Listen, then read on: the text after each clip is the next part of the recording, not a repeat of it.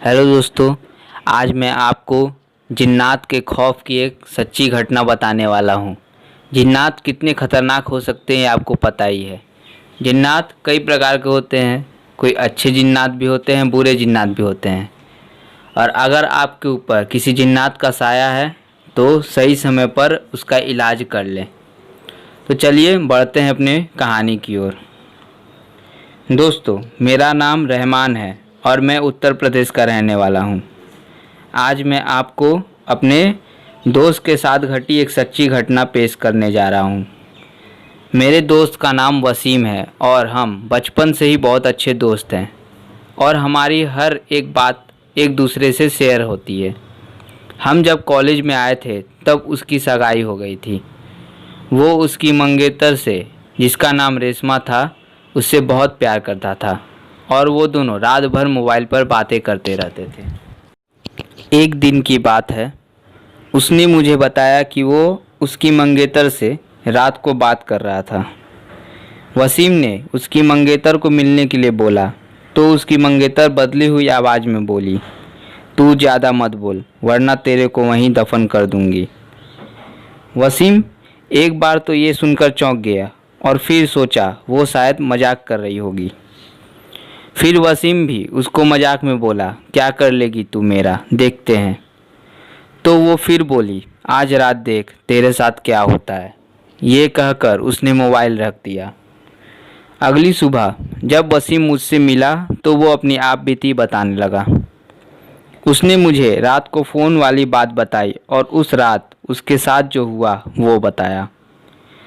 उसने बताया कि रात को 2 से 3 बजे के आसपास अचानक उसकी नींद खुली और उसके सामने एक सफ़ेद लंबी दाढ़ी वाला आदमी दिखा।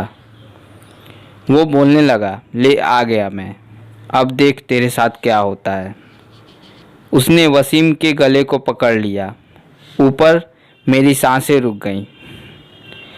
वसीम ने उसी समय अल्लाह का नाम लेते हुए नमाज़ पढ़ना शुरू कर दिया और वो उसके सामने से गायब हो गया।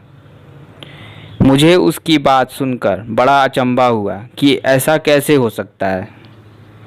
उसके अगले दिन वसीम ने फिर अपनी मंगेतर से मोबाइल पर बात की और बोला, कल रात तुम मुझे क्या अनाप शनाप बोल रही थी। उसकी मंगेतर ने कहा, ऐसा कैसे हो सकता है जबकि कल तो मैंने फ़ोन ही नहीं किया था।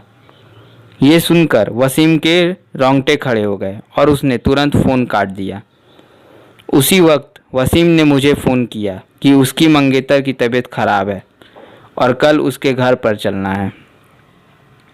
अगले दिन हम दोनों तैयार होकर वसीम की मंगेतर के घर गए।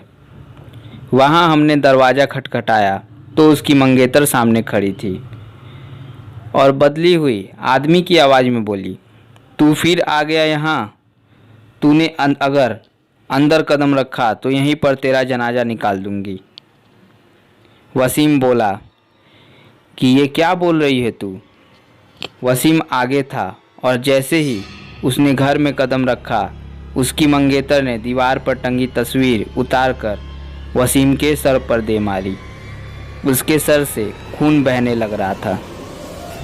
वसीम के ससुर और सालों ने उसकी मंगेतर को पकड़कर बिठाया। फिर उसके सालों ने वसीम के सर पर पट्टी बांधी। रेशमा के दादाजी ने बताया कि रेशमा को जिन्न का साया लग गया है। इस पर वसीम के ससुर ने उन्हें अपना मुंह बंद रखने को कहा।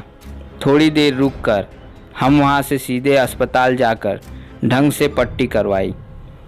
उसके अगले ही दिन मुझे वसीम का फ़ोन आया कि रेशमा की तबीयत बहुत ख़राब है और वो अस्पताल में भर्ती है। वसीम ने बाइक निकाली और हम जल्दी अस्पताल पहुँचे। वहाँ पर पहुँचते ही हमने डॉक्टर से रेशमा की हालत पूछी तो उसने बताया कि उसकी हालत बहुत नाजुक है और कोई असली बीमारी का पता नहीं चल पा रहा है और उसके घर वालों को डॉक्टर ने रेशमा को घर ले जाने को कहा। सभी हैरान थे कि ऐसी क्या बीमारी है जिसका इलाज डॉक्टर के पास भी नहीं है। फिर उसके घर वाले रेशमा को घर ले आए। रेशमा ने वसीम को बुलाया और कहा कि मैं अब ज़्यादा दिन ज़िंदा नहीं रह पाऊंगी और तुम किसी अच्छी लड़की से शादी कर लेना। ये सुनकर वसीम की आंखों में आंसू आ गए और बोलने लगा कि मैं तुम्हें मरने नहीं दूंगा। फिर रेशमा के दादाजी ने उसको पास ही के पीर बाबा के पास ले जाने को कहा। हम उसको पीर बाबा के पास ले गए और पीर बाबा ने बताया कि इसको एक बुरे जिन ने जकड़ लिया है, जिसकी वजह से वो इसके शरीर को नुकसान पहुंचा रहा है। अब बहुत देर हो गई है। पीर बाबा ने बताया कि इसका एक ही इलाज है, यहाँ से 80 किलोमीटर दूर एक दरगाह है, वहाँ इसका इलाज हो सकता है। और बाबा ने बताया कि इसके साथ वही इंसान जाएगा जिसे वो सबसे ज़्यादा चाहती है। वसीम ने कहा कि मैं चला जाऊँगा, मुझे बाइक भी चलानी आती है।